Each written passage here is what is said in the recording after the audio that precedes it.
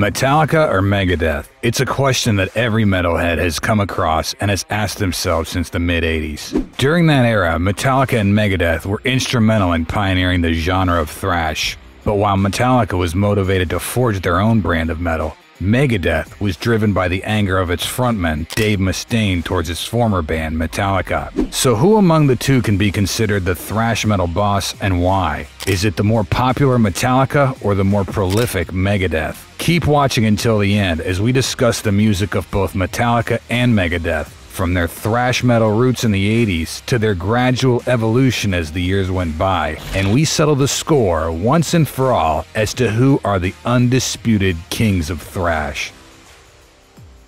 Metallica and Megadeth are the two bands that belong to the Big Four of thrash, the other two being Slayer and Anthrax. They are instrumental in pioneering the subgenre in the 80s, characterized by supersonic speeds, aggressive riffing, and face-melting solos. Although the Big Four didn't exactly compete with one another, fans often debated who was better between Metallica and Megadeth, and that's because the latter's founder used to be Metallica's lead guitarist. Metallica began in 1981 when guitarist James Hetfield and drummer Lars Ulrich struck up a bond over their shared love for metal. The pair admired the likes of Black Sabbath, Judas Priest, Iron Maiden, and Motorhead, and were inspired to form a band. They wanted to go against the pretty, spandex-driven hair metal popular at the time and bring metal back to its menacing roots. So they mixed the heaviness of Sabbath and Priest with the speed and raw aggression of hardcore punk and came up with the sound of thrash. Metallica's first solid lineup consisted of James on vocals and guitars,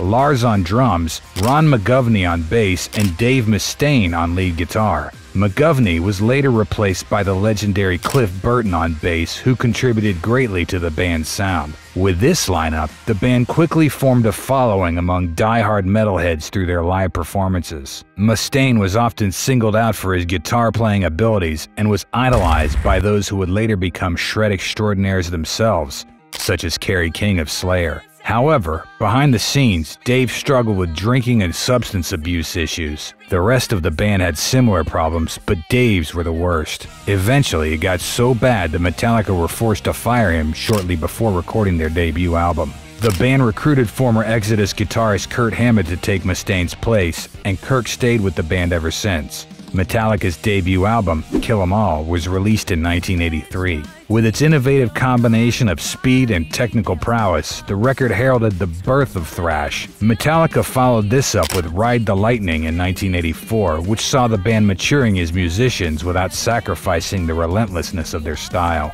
Meanwhile, the exiled Mustaine had been plotting his vengeance from the shadows. Back in LA, he formed his own group, Megadeth, consisting of him on guitar and vocals, Dave Ellefson on bass, Gar Samuelson on drums, and Chris Poland on guitars. With this lineup, Megadeth released their debut album in 1985, Killing Is My Business and Business Is Good. This album was way faster, harder, more technical, and undoubtedly angrier than Metallica's records. It included a song Mustaine originally wrote for Metallica called Mechanics. Metallica reworked the song and released it as The Four Horsemen on Kill 'Em All, while Mustaine retained the original version and turned up the speed up to 10 on Killing Is My Business. The war for thrash supremacy had started between Metallica and Megadeth, but it wasn't until 1986 that both bands would reach their musical peaks. 1986 was an important year in the development of thrash metal. That year produced three of the genre's most revered albums. The first was Slayer's Reign in Blood, which became a lasting influence on thrash and other extreme subgenres such as death metal. The other two were Megadeth's Peace Sells But Who's Buying and Metallica's Master of Puppets. Peace Sells saw Megadeth expand upon their furious brand of thrash with more complex compositions, while Master of Puppets efficiently combined everything that made metalheads worship Metallica back then: speed, technical virtuosity, and ambitious songwriting. While both are considered landmark albums that influenced countless bands, Master of Puppets impressed even those who weren't the most passionate about the thrash scene. In fact, Master of Puppets ended up being the first heavy metal album to be preserved by the U.S. National Recording Registry in 2015. To this day, it remains the only metal album in the registry. Megadeth followed up on Peace Sells with So Far, So Good, So What in 1988, which wasn't as influential as its predecessor. Meanwhile, that same year, Metallica released Injustice for All, considered the logical conclusion for their thrash years. The album's lead single, One, earned the band its first ever Grammy nomination and introduced Metallica into the mainstream. Whereas Metallica and Megadeth spent the 80s out thrashing each other, it was a different ballgame in the 90s. Heavy metal, whether it was glam or thrash, was starting to lose its popularity.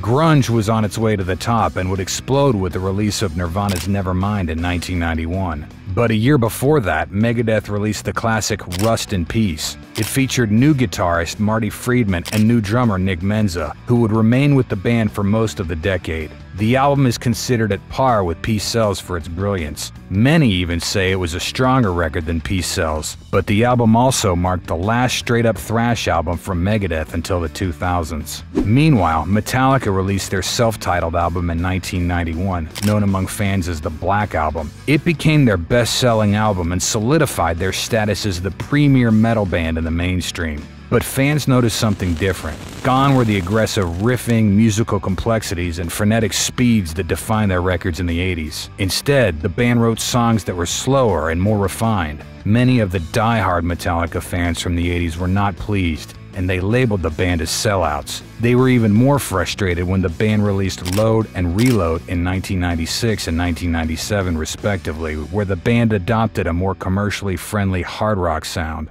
Megadeth also deviated from their original thrash template in the 90s. Although not as radical as Metallica, 1992's Countdown to Extinction saw Dave and the boys adopt a more streamlined approach to their songwriting.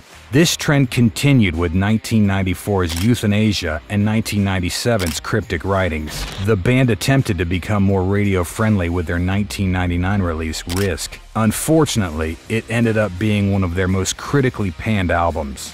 Both bands entered the new millennium on a low note. Megadeth tried returning to a more aggressive sound with 2001's The World Needs a Hero, but they failed in capturing the magic of their 80s heyday. Soon after, Mustaine suffered an arm injury that affected his playing, forcing him to disband Megadeth in 2002. Elsewhere, tensions were brewing within the members of Metallica, which eventually led to the ejection of their then bassist Jason Newsted and a stint in rehab for James Hetfield. The band regrouped and released Saint Anger in 2003, a more raw, aggressive album that will unfortunately be only remembered for Lars's god-awful snare sound. 2001 was also a pivotal year for both bands as it saw the first face-to-face reunion between Mustaine and Lars since the former's unceremonious exit from Metallica. The emotional confrontation was covered in the documentary Some Kind of Monster, which detailed Metallica's inner struggles at the time in the recording of Saint Anger. All I had was you and James. We had dreams together. In 2004, Mustaine successfully recovered from his arm injury and reformed Megadeth with new members. They released The System Has Failed that year, which was hailed as a successful return to their thrash roots. They followed this up with United Abominations in 2007 and Endgame in 2009, all of which continued the trend of revisiting their 80s sound. In comparison, Metallica released just one more album in the 2000s, which was 2008's Death Magnetic. The album drew significant praise for its return to the band's refined, heavy sound not heard since the early 90s, while also including touches of thrash that made them popular in the 80s. They would not release another album for the next 8 years. In 2010, Metallica and Megadeth would tour together along with Slayer and Anthrax. This was the first time the Big Four of thrash, as they were called, collaborated together. Additionally, this was the first time that Mustaine and members of Metallica would work together, signaling the end of one of the most documented rivalries in metal. The reconciliation would be solidified a year later when Mustaine performed with Metallica on stage for their 30th anniversary. Megadeth remained productive throughout the 2010s. Dave Ellefson returned to the band in 2009 and played on the band's next 3 albums, 13, Super Collider, and Dystopia, while Metallica released just one album during this period, 2016's Hardwired to Self-Destruct. Toward the end of the 2010s, Mustaine was diagnosed with throat cancer, but as of 2020, he's cancer-free. Megadeth released their latest studio album, The Sick, the Dying, and the Dead, in 2022. With this record, Megadeth proved that their raging brand of thrash is alive and well. Meanwhile, Metallica has announced that their new album, 72 Seasons, is scheduled for 2023. To give a preview of the album, the band released a single, Lux Eterna, which proved that the boys can still make music that's fast, hard, and of course heavy. So between Metallica and Megadeth, who's the thrash metal boss? For the most part, both bands shared the same career trajectory. It just so happened that Metallica became the bigger band, outselling Megadeth and becoming known beyond the realm of metal. People who aren't even hardcore metalheads know of Metallica and a few of their songs, mostly from the Black Album. But in terms of output, Megadeth were more prolific. Mustaine's band has released 16 albums compared with Metallica's 10 as of this video's posting. And while they had similar styles from the 80s to the 90s, they were vastly different from the 2000s onwards. Except for their 2013 album Super Collider, Megadeth have produced straightforward, aggressive thrash albums since 2004. As for Metallica, they only released 3 albums from the last 20 years. And while Death Magnetic and Hardwired to Self-Destruct recalled the band's 80s sound here and there, they were not as all-out thrash as Megadeth's albums. Metallica is undoubtedly the more famous band. In fact, they're the biggest metal band in the world. But when it comes to thrash metal, in terms of consistency, most passionate metalheads will agree that Megadeth is the better thrash band.